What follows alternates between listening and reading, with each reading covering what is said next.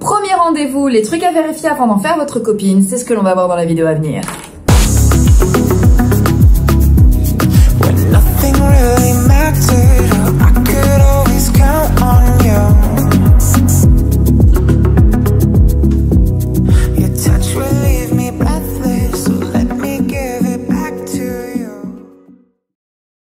Salut mes petits bichons, j'espère qu'aujourd'hui ça va. Alors moi ça va toujours, hein. On est bien, on est fresh, on est dans la bonne humeur, on a un super équipement, on a un super micro pour faire de l'ASMR. Bonjour, bienvenue sur ma chaîne YouTube. Aujourd'hui, nous allons parler des éléments essentiels pour devenir votre petite copine. Je tiens à remercier mon pote James, que vous pourrez retrouver sur la chaîne James Hayton PhD, de me prêter son micro. Bon alors, en fait maintenant ce qu'on fait, c'est on a décidé de combiner nos forces en fait. Tous les week-ends, on prend une salle de réunion et en fait on installe tout le matos vidéo et on a décidé de combiner nos forces, tel des Power Rangers. Et de travailler, enfin d'enregistrer nos vidéos ensemble dans la même pièce durant tout le week-end, et ensuite de ranger tout le barda. Et je pense que je vais éviter de faire trop de bêtises avec son micro parce que sinon il va me le reprendre. S'il se rend compte que je fais des bêtises avec, il va arrêter de me le reprendre. Déjà qu'il a râlé quand... Bref, on s'en fiche.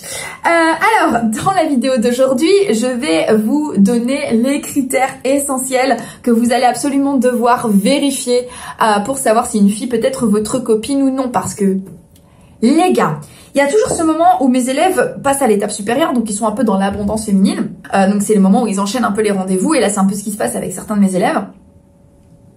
Et ils sont dans ce stade-là, en fait, où ils cumulent les rendez-vous et ils savent pas quoi faire des filles qu'ils rencontrent. Alors ça, c'est le problème. Les gens sont tellement en train de se foutre de ma gueule de pouvoir enregistrer mes vidéos. Il y a quelqu'un qui est en train de me prendre en vidéo alors que je suis moi-même en train de filmer une vidéo. Ça s'appelle une vidéoception. Alors, ce que je voulais vous dire, c'est... Ah voilà, maintenant j'ai perdu le fil de ma pensée. Et en fait, le truc, c'est que la plupart du temps, ils vont rencontrer comme ça plein de gens et ils vont se retrouver un petit peu bloqués et ils vont se dire « Mais qu'est-ce que je fais de toutes ces filles avec qui j'ai des rencarts ?»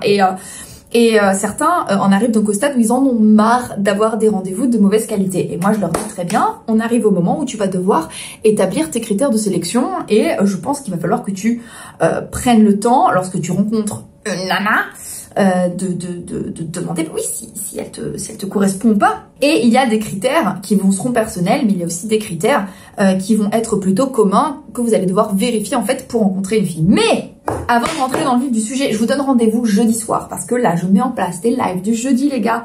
C'est littéralement des petits cours en ligne, d'accord? Ce que je vous donne le jeudi, c'est vraiment du contenu plus dense, c'est du contenu plus propre. Je vais me casser la tête et essayer de faire quelque chose encore plus pro justement pour les jeudis soirs. Et donc je vous donne rendez-vous le jeudi soir sur cette chaîne YouTube et en simultané, normalement si tout va bien, et en simultané sur le groupe donc Devenez charismatique avec Lula Morales. Donc c'est le jeudi soir à partir de 19h30, voilà. Donc autrement, et donc et en fait je vous donnerai en fait les thèmes à l'avance. Allez bien, abonnez-vous à cette chaîne et suivez bien dans l'onglet communauté parce que je donne les thèmes en avance dans l'onglet communauté. Voilà, ceci dit, on va pouvoir entrer dans le vif du sujet. Alors, première chose à vérifier lorsque vous rencontrez une fille. Est-ce qu'elle a des gros feux rouges du style, est-ce qu'elle est stable émotionnellement ou est-ce qu'elle est dépendante affective? Est-ce qu'elle a sa vie en place? Alors ça, ça c'est quelque chose que j'ai vu justement. J'avais un élève ce matin au téléphone et il a eu rencard avec une fille et il me disait mais elle a pas sa vie en place en fait. Elle est un petit peu trop vent du cul dans la plaine et ça le dérange profondément. Il m'a dit voilà, elle a fait des retraites spirituelles à l'autre bout du monde. Tu sens que elle est très instable émotionnellement. Elle n'a pas sa vie en place, elle a pas de boulot. Enfin, elle a pas de vie vraiment bien en place. Donc faites attention à ce que vous soyez face à une adulte fonctionnelle. C'est la première chose à vérifier. Je vous assure que c'est le b.a.-ba, mais le nombre de personnes et de femmes qui ne sont pas des adultes fonctionnels et qui démarrent des relations alors qu'elles ne sont pas en mesure de tenir un couple parce qu'elles ne sont même pas en mesure de gérer leur propre vie. Comment tu veux gérer un couple quand tu gères pas ta propre vie? Première question. Et c'est la première chose. Je vous assure que Beaucoup de gens vont s'arrêter sur d'autres critères, mais vont pas s'arrêter sur celui-ci. Mais je peux vous assurer que c'est la première chose que vous devez vérifier. Deuxième chose que vous devez vérifier lorsque vous rencontrez une fille, c'est est-ce que vous êtes d'accord sur le type de relation auquel vous aspirez. Alors, il y a bien une différence entre nous ne nous connaissons pas assez, donc je ne sais pas encore ce que nous allons faire ensemble, et moi j'aspire à ce type de relation, tu aspires à un différent type de relation, et nous sommes profondément pas d'accord sur le type de relation que nous voulons.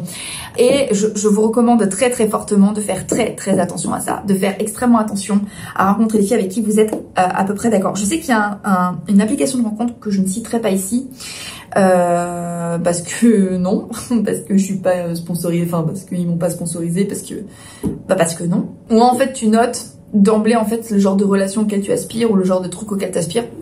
Qu'est-ce que tu es venu chercher sur le site de rencontre? Je pense qu'il faut vous assurer que vous êtes à peu près d'accord là-dessus. Troisième chose que vous allez devoir vérifier lorsque vous rencontrez quelqu'un, ça va être de voir si vos visions communes sont les mêmes. Alors, il y a des gens qui vont me dire qu'il faut pas parler de ces choses-là trop tôt, qu'il faut faire attention, que c'est une trop grande marque d'engagement. Moi, j'ai tendance à dire que c'est le genre de questions, je vous recommanderais plutôt même de les aborder dès le début. Si une fille vous plaît ou si un garçon vous plaît, en général, si cette personne te demande si tu veux des enfants plus tard, c'est pas censé quelque chose qui te fait peur. Et moi, je dirais plutôt que c'est un indicateur. Si, lorsque une femme vous demande si vous voulez des enfants un jour, c'est une question qui vous fait peur, ça veut dire que cette personne ne vous plaît pas assez. Moi, je sais que si je rencontre un mec qui me plaît vraiment beaucoup, si dès le premier encart, il me demande si je veux des enfants, il me demande où est-ce que je me vois vivre, etc., je suis plutôt contente qu'il me pose cette question parce que ça veut dire qu'il entrevoit quelque chose avec moi.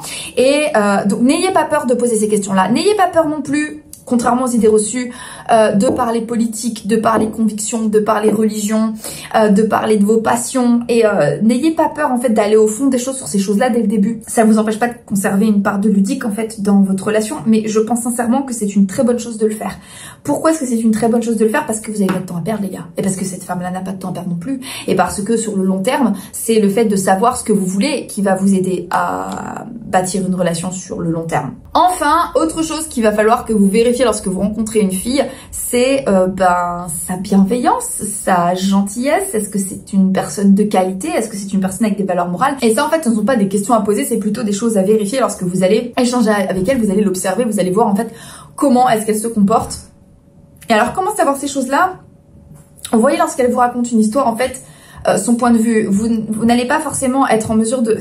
Vous n'êtes pas obligé de croire en fait les gens qui vous disent qu'ils sont gentils, qu'ils sont très familles, etc. Observez plutôt la manière dont elle va se comporter en fait tout au long de votre rendez-vous, tout au long de vos rendez-vous, et vous allez pouvoir voir comme ça en fait si effectivement elle est cohérente et congruente en fait dans sa manière de se comporter en général. Par exemple, voyez la manière dont elle se comporte avec le serveur ou les serveuses, voyez la manière dont elle gère sa vie en général, est-ce qu'elle arrive en retard ou en avance, voyez lorsqu'elle vous parle en fait si elle se considère perpétuellement comme la victime des gens autour, etc. Et ça, ce sont censés être des véritables feux rouges. Je mets un gros bémol, si vous vous rendez compte que ça fait partie des choses que vous allez devoir dissimuler lors d'un premier rendez-vous, je vous recommanderais plutôt de travailler sur vous, pour essayer de devenir vous-même une version de vous la plus équilibrée possible pour être viable en fait pour une relation sur le moyen long terme. Voilà, moi j'ai tout dit pour aujourd'hui, cette vidéo est terminée. Abonnez-vous si cette chaîne vous plaît et si cette vidéo vous a plu, vous me mettez votre plus beau pouce. Moi en attendant, je vous embrasse, prenez soin de vous et comme d'habitude, n'oubliez jamais que si une petite quiche comme moi y arrive, hein, tout le monde peut y arriver. Donc maintenant, c'est à vous de jouer.